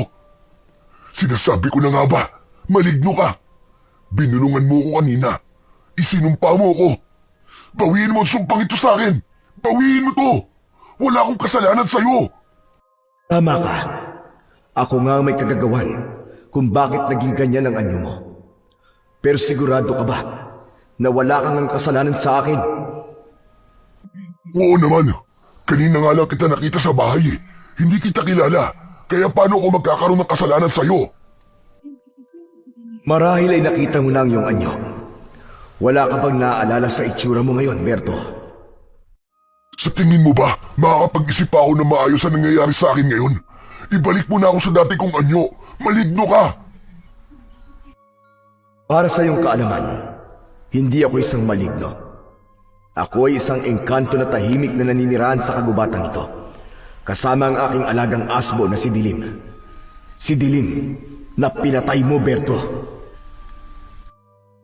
Dumagundong ang boses ni Azul sa buong kagubatan. Kahit walang ekspresyon ang mukha nito, ay naramdaman ni Berto ang galit ni Azul. Lumakas ang kabog ng dibdib niya at agad niyang naalala ang asbo na kanyang pinatay sa gubat na yon. Ang ibig mong sabihin, alaga mo ang asbo na pinatay ko. Oo, Berto. Alaga ko ang asbo na walang awa mong pinaslang at pinugutan ng ulo. Pero, pinapatay talaga namin mga tao ang mga asbo dahil isa silang uri ng aswang na ngayon ay naghahasik ng lagim sa aming baryo. Nagkakamali ka. Dahil hindi isa si Dilim sa mga aswang na pumapatay sa mga tao sa inyong lugar. Matagal ko siyang kasama dito sa gubat at kahit isang tao ay wala siyang pinatay. Pawang mga ligaw na hayop lang dito sa gubat ang kinakain niya. Kaya ngayon, ginawa kong kawangis mo ang aking alaga upang maranasan mo ang naranasan niya. Tuwing gabi, magiging isa kang asbo gaya ni Dilim. Mararanasan mo kung paano magtago sa mga tao para lamang mabuhay. At kapag nasaan yung asbo ka, ay walang makakaintindi sa mga sasabihin mo, kundi tanging ako lang. At sa pagsilip ng araw sa silangan, ay saka ka lang babalik sa pagiging tao. Yan ang aking kaparusahan dahil sa pagpatay mo sa aking mahal na alaga. Teka, sandali lang naman. Parang awa mo na. Alisin mo na ang sumpan to sa akin, Azul. Hindi ko alam na alaga mo ang asbong pinatay ko. Kung alam ko lang na hindi siya pumapatay ng mga tao, ay hindi ko siya sasaktan. Hindi ako pwedeng maging ganito. Papatayin ako ng mga tao, sigurado yun. Yan ang aking nais. Ang maranasan mo ang naranasan ni Dilim nung siya ay nabubuhay pa. At ako lang ang nakakaalam kung hanggang kailan ka magiging ganyan, Berto. Sa ngayon, kung ako sa'yo ay magtatago na ako, paparating na ang mga tutugi sa'yo. Ano? Anong ibig mong sabihin?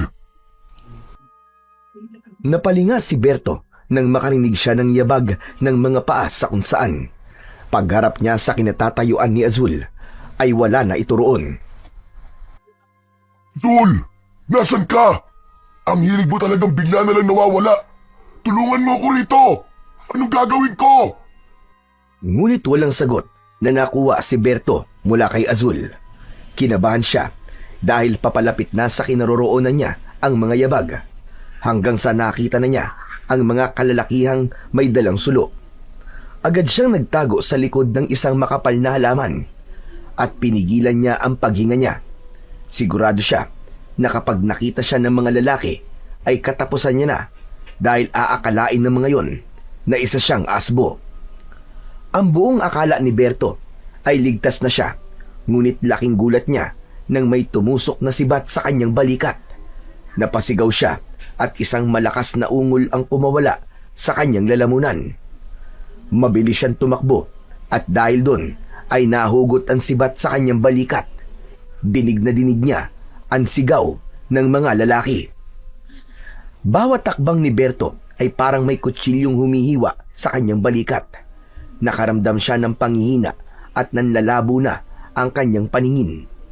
Hindi na niya napansin ang dinadaanan hanggang sa nahulog siya sa isang pababang lupa. Nagpagulong-gulong siya at bumagsak siya sa makapal na halaman at doon na siya tuluyang nawalan ng malay.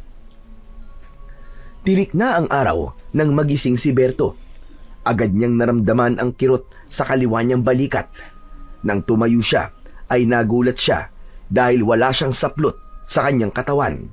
Ngunit laking tuwa niya nang malaman niyang tao na siya ulit. Totoo nga ang sinabi ni Azul.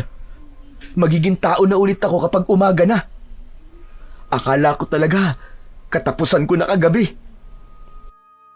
Nagmamadaling umuwi si Berto sa bahay nila. Dumaan siya sa talahiban upang walang makakita sa kanya. Nakita niya ang damit niya sa tabi ng balon at isinuot niya ang mga yon.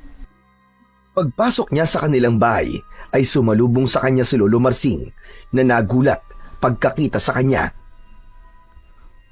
Berto, saan ka ba galing? Pagising ko ay wala ka na. Diyos ko, bakit may dugo ka sa balikat mo? Ano nangyari sa'yo? Lumabas ka ba kagabi upang manugis na naman ang aswang? Hindi na muna nagsalita si Berto. Umupo siya habang nakangiwi. Alam niya na hindi niya kayang suluhin ng problema niya at kailangan niya yung sabihin kay Lolo Marsing. Lakas loob na ikinuwento ni Berto sa lolo niya ang nangyari kagabi.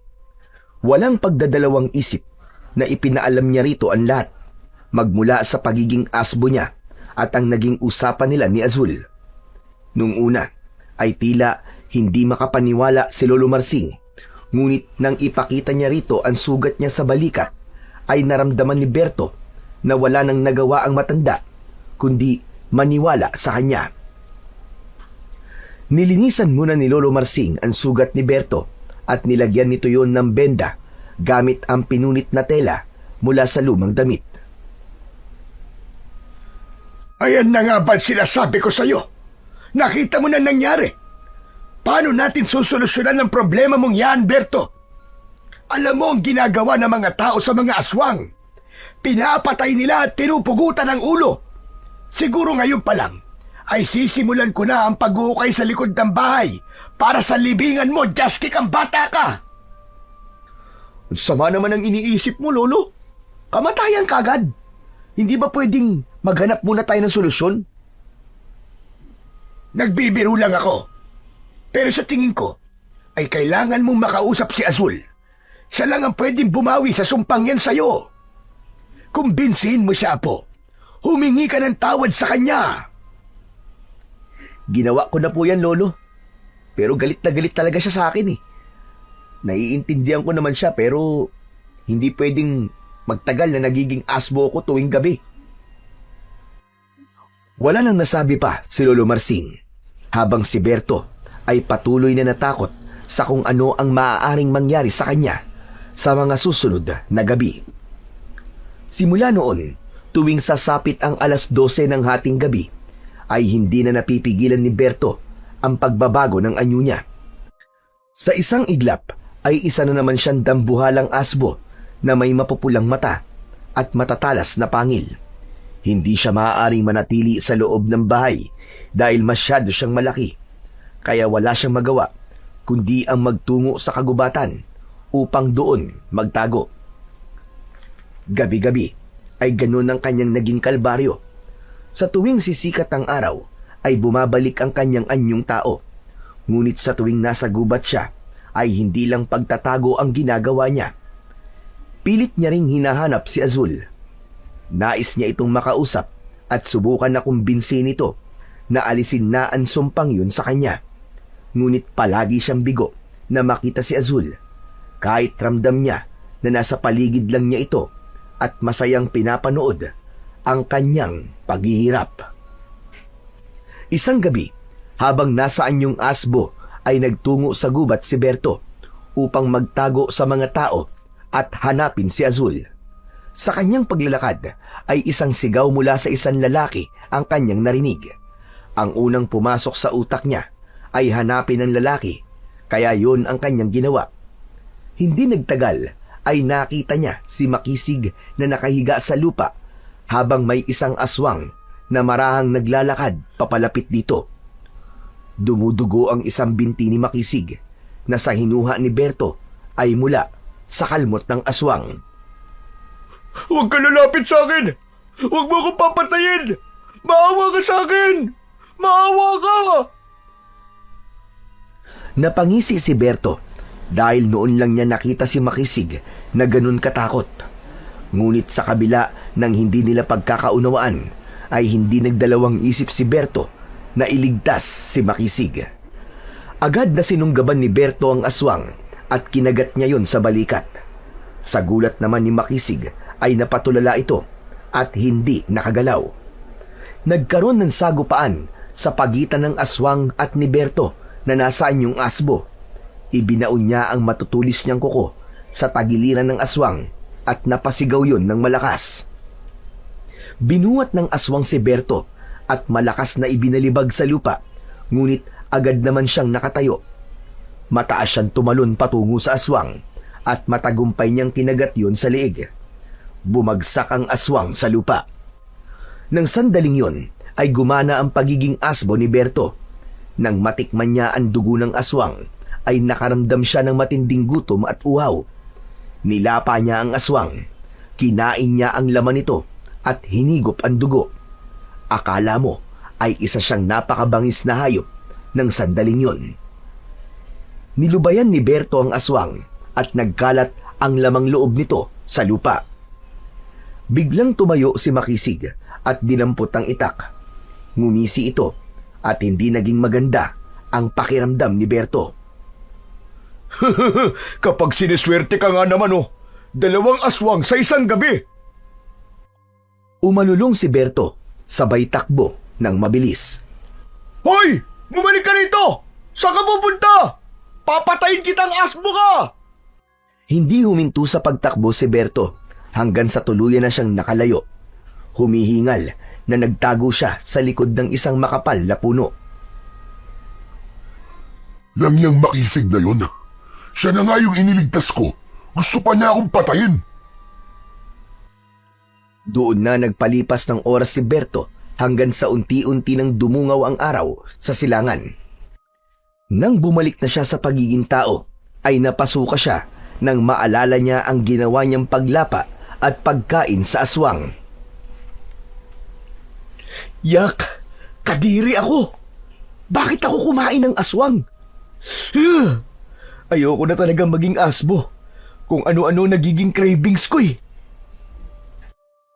Naglakad na si Berto pauwi sa kanilang bahay. Dumiretso siya sa likod ng bahay nila upang kunin doon ang kanyang damit na palaging iniiwan ni Lolo Marsing. Nang pumasok siya sa bahay nila ay hinang-hina siya. Uminom siya ng tubig habang ang lolo niya ay abala sa paghahanda ng almusal. Salamat sa Diyos at buhay ka pang nakauwi dito sa atin, Apo. Ano nangyari kagabi? May ibang tao bang nakakita sa'yo? Meron, Lo. Si Makisig. Ano ka mo? Si Makisig? Eh bakit naman sa dinami-dami ng taong pwedeng makakita sa'yo ay ang damuho pa na yon? Tinugis ka ba niya? Muntik na po, Lo. Pero wala talagang utang na loob ang taong yun. Matapos ko siyang iligtas sa aswang na muntik na siyang patayin, ay gusto pa niya akong patayin dahil sa pera. Eh ano pa bang aasahan mo kay Makisig? Kulang na lang ay ilagay ang mukha nun sa pera para literal na mukhang pera na talaga siya. Pero Lo, alam niyo po, ang sarap palang tumulong sa ibang tao laban sa aswang. Iba yung naramdaman ko pagkatapos kong patayin yung aswang at nasiguro kong ligtas na si Makisig. Para akong superhero kahit nasaan niyo akong isang asbo. Ang hindi ko lang po talaga nagustuhan ay yung matapos kong patayin yung aswang ay kinain ko siya, Lo. Hindi ko na po napigilan ang sarili ko eh. Ano ka mo? Kinain mo yung aswang? Yak! Nakakadiri ka naman, Apo. Lo, ano magagawa ko? Nagutom po ko eh. Pero hindi bale. Kahit paano, ay may magandang silbi naman pala ako kapag nagiging asbo ko. Nagagawa ko makipaglaban sa mga aswang eh. Abay, magandang bagay nga yan, Berto. Malaking tulong yan sa mga tao, lalo na yung mga hindi kaya makipaglaban sa mga aswang. Sigurado ko na kapag nalaman ng mga tao na kakampi ka namin, ay hindi ka na nila tutugisin pa.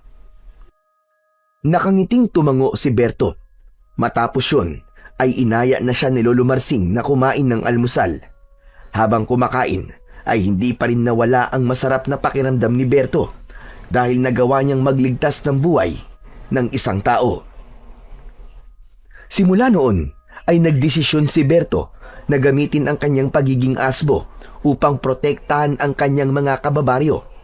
Gabi-gabi, tuwing sumasapit ang 12:00 ng hating gabi, ay tahimik siyang lumalabas ng bahay at nagtutungo sa mga lugar kung saan may naiulat na pag-atake ng mga aswang. Minsan sa bukid, minsan sa tabing ilog, at minsan naman ay sa malalayong sulok ng gubat. Sa bawat laban niya sa mga aswang, ay bakas ang determinasyon sa kanyang malahalimaw na anyo at ipinakita niya sa mga tao na siya ay kakampi. At bawat aswang na kanyang napapatay ay kanyang kinakain sa dahilang hindi niya maunawaan. Kapag nasa anyong asbo siya, ay ang laman at dugo ng aswang ang hinahanap-hanap ng kanyang panlasa. Nung una ay natatakot ang mga tao kay Berto kapag nasa anyong asbo siya. Ngunit habang lumilipas ang mga gabi at paulit-ulit na nasasaksihan ng mga tao ang ginagawang pagliligtas ni Berto, ay unti-unti nang nagbago ang isip ng mga ito. Isang hapon, habang binabantayan ni Berto ang nakasalang na sinaing, ay dumating si Lolo Marsing na may dalang isang lata ng corned beef at 2 piraso ng patatas. Berto, alam mo ba, nausap-usapan ka doon sa tindahan. Ano naman pong sinabi nila tungkol sa akin? Hindi naman direkta sa'yo, pero doon sa asbo na nagliligtas ng mga tao. Sa tingin ko ay napapagtantunan ng marami na hindi ka kalaban at isa kang kakampi. Talaga po, Lo? Totoo, Apo. At may isa pa akong sasabihin. Alam mo ba na tinanggal na pala ni Kapitan Emilio ang pabuya sa mga makakapatay ng aswang? Ang sabi niya kasi ay meron na tayong tagapagligtas. Yung asbo. At ikaw yon, Berto. Walad, Jo. Si Kapitan talaga, oo. Inasa pa niya sa akin ng dapat na trabaho niya at ng mga tanod niya. Paniguradong galit na galit niyan si Makisig kasi hindi na siya kikita sa pagpatay sa mga aswang. Hayaan mo na, Apo. Ayaw mo ba nun? Para kang superhero. At ang superhero ay dapat may pangalan. Ano kaya kung Bertong Asbo? Aba? Pero teka, Lo. Mas okay siguro kung Bertong Aso. Hindi ba mas astig? Pero Lolo, sa totoo lang, ay ayoko pa rin maging asbo habang buhay. Kailangan ko talagang makausap si Azul sa lalo madaling panahon. Baka kasi may kailangan akong gawin para mawala na tong sumpa niya sa akin. Sa tingin ko, ay nakamasid lang si Azul sa'yo at magpapakita siya sa takdang panahon. Sa ngayon, ay ipagpatuloy mo lang ang pagliligtas mo sa mga tao. Lo, pagod na po kasi ako maging asbo tuwing gabi. Tapos sa umaga, hindi naman ako makatulog na maayos. Baka mamatay na ako ni tuloy. Huwag kang mag-alala. Sigurado ko na hindi ka habang buhay magiging asbo. May awa ang Diyos, basta manalig ka lang palagi sa Kanya. Huminga ng malalim si Berto. Inisip na lamang niya na may magandang naidudulot ang pagiging asbo niya at yun ay ang nagagawa niyang magligtas ng mga tao laban sa mga aswang. Ipinagdasal na lang niya na sana ay dumating ang panahon na mauubos na ang mga aswang sa kanilang baryo upang bumalik na sa normal ang buhay ng mga tao roon.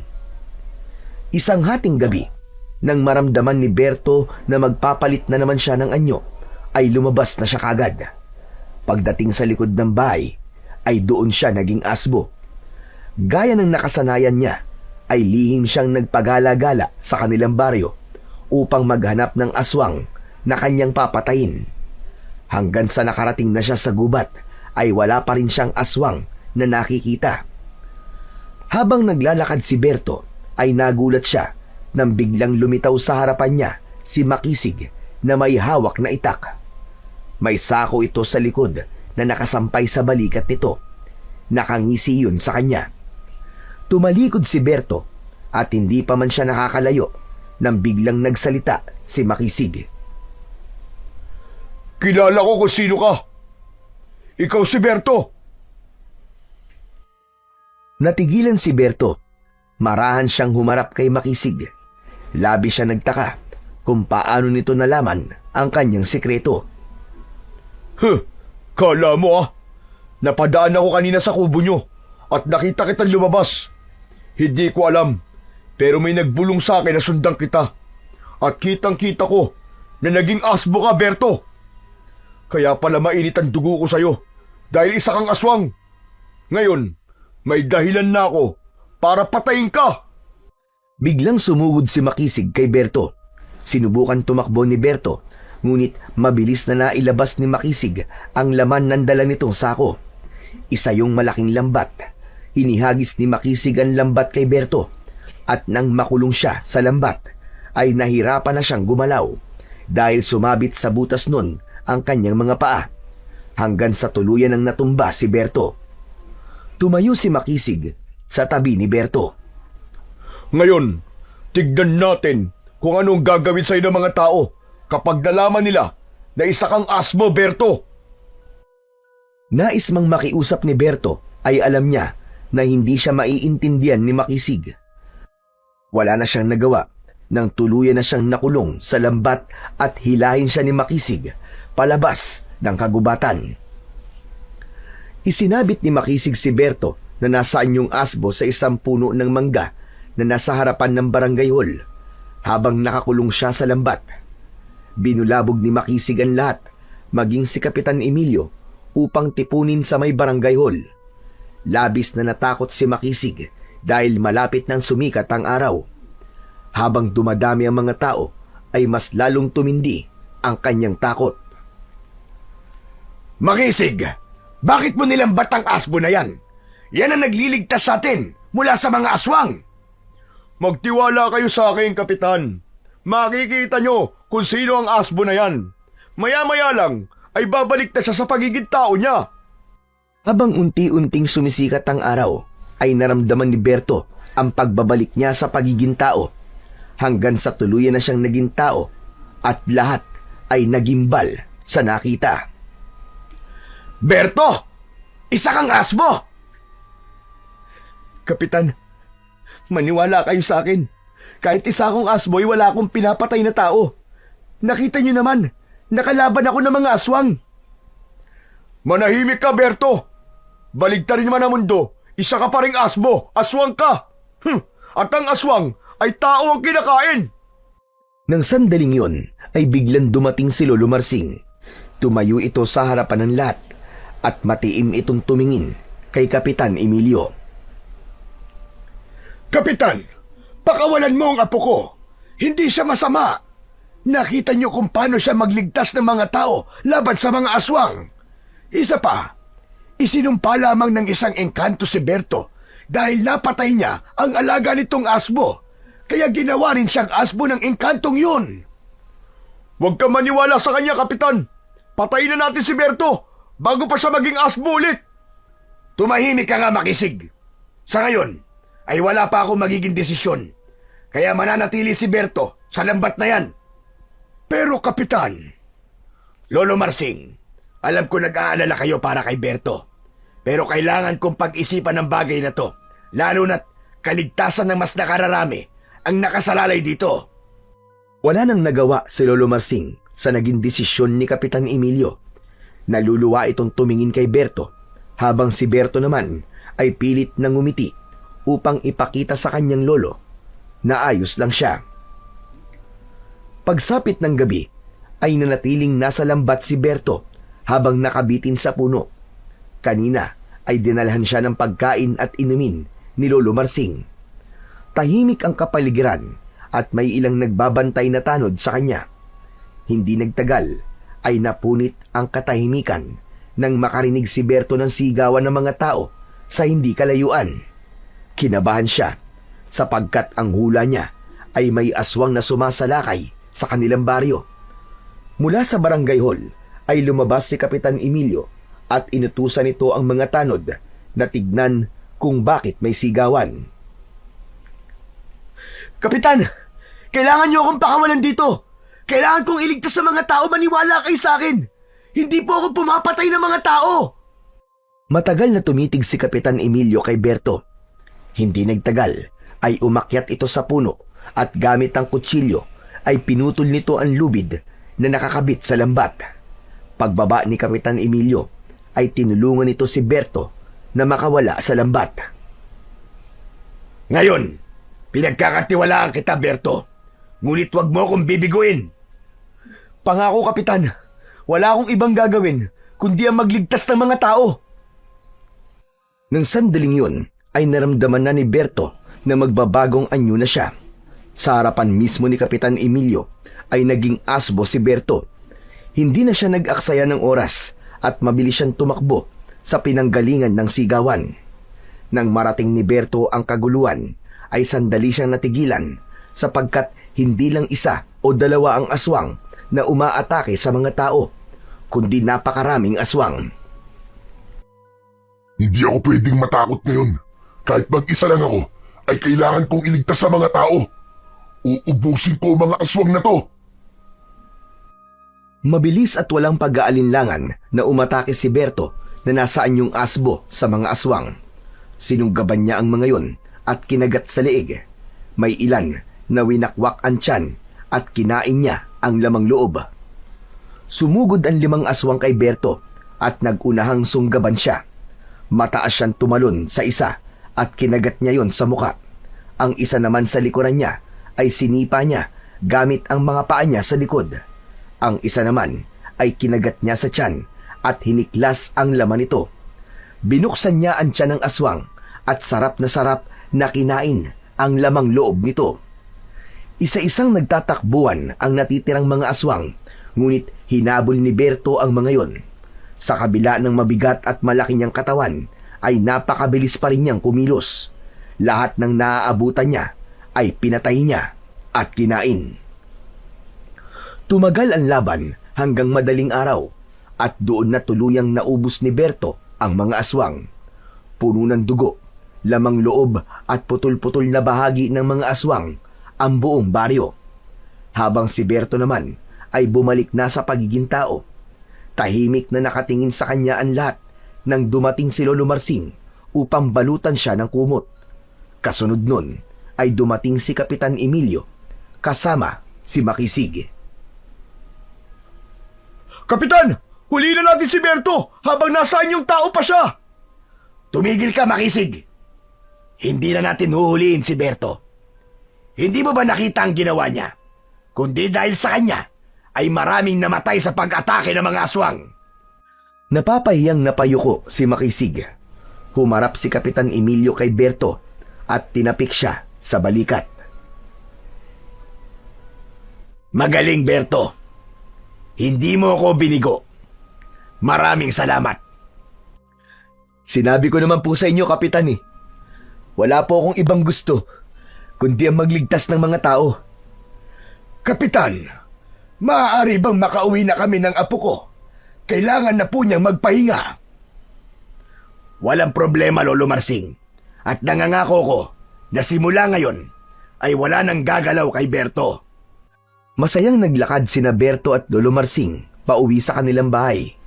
Bagamat pagod, ay masaya si Berto na sa gabing yun ay naipakita niya sa lahat na sa kabila ng nakakatakot niyang anyo, ay kaya pa rin niyang gumawa ng kabutihan. Nang sumunod na gabi, ay napanaginipan ni Berto si Azul.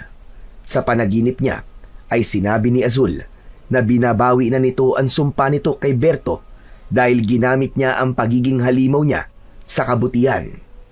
Pinatawad na rin siya nito sa pagpatay niya sa alaga nitong si Dilim. Simula noon, ay hindi na naging asbo si Berto sa tuwing sasapit ang hating gabi. Simula rin noon, ay wala ng aswang ang umaatake sa baryo ni Berto. Lahat ay nagpasalamat kay Berto at maging si Makisig ay huminto na sa pang-aaway sa kanya. Ipinagpatuloy naman ni Berto ang pagtulong sa mga tao sa paraang alam niya bilang isang binata na minsang naranasan ang kadiliman, ngunit pinili pa rin ang kabutihan. So yun mga idol, sana po ay nagustuhan nyo ang ating kwento para sa araw na to. Ngayon naman po, ay dumako na po tayo sa inyong pinaka-nire-request at pinaka-hinihintay na shoutout portion. Pasensya na po pala sa mga hindi po masa-shoutout ngayon, pero pipilitin ko po sa mga susunod na kwento ay maibibigay ko na po ang inyong request na shoutout. Ano pa pong hinihintay natin? Eto na po. Shoutout po at maraming salamat kay Roda Garbida 9853. Shoutout po kay Atlus Rivera 1302. At shoutout po kay Jess Casdela 2378. Shoutout po kay Virginia Pontillas. Shoutout po kay Ramil Fariolin. Shoutout po kay Yoli Garabiles. Shoutout po kay Sally Soriano. Shoutout po kay Christy Odinya. Shoutout po kay Bernardita de la Cruz. Shoutout po kay Rona 8329. Shoutout po kay Jocelyn Bondukan. Shoutout po kay Marilu Credo. Shoutout po at maraming salamat kay Charis Magalasio. Shoutout po kay Arnold Ginocor. Shoutout po kay Wenceslee Stutz. Shoutout po kay Rowena Sabido. At shoutout po kay Rona Galyado. Muli po, maraming salamat po sa inyong walang sawang suporta at pakikinig ng mga kwentong aswang at katatakutan sa aking munting channel na The Voice Addict at Apong Isaak. Hanggang sa susunod pa pong kwento na magpapatindig ng inyong mga balahibo mula sa mundo ng kababalaghan.